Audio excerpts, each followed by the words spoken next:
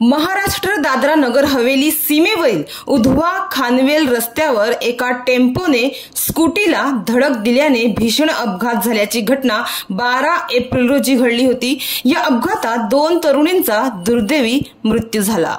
या अपघातात नंदा सुनील भुजाड वय वर्षे 32 हिचा जागीच मृत्यू झाला, तर प्रमिला राजेश जाधव वय वर्षे 27 ही तरुणी या अपघातात गंभीर जखमी झाली होती।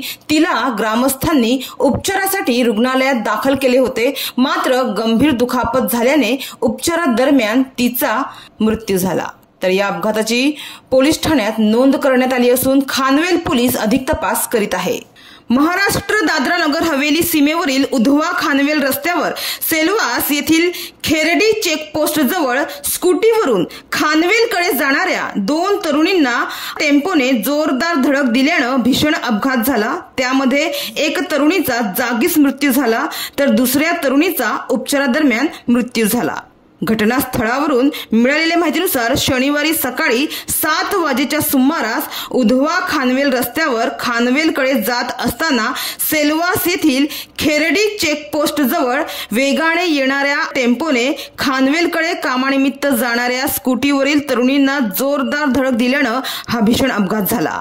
तलासरीतील या दोघी तरुणी उधवा खानवेल रस्त्याने कामानिमित्त खानवेलवरून जव्हार येथे जात होते, मात्र सेलवास येथील खेरडी चेकपोस्ट जवळ हा भीषण अपघात झाला। त्यामध्ये या दोघी तरुणींचा मृत्यू झाला।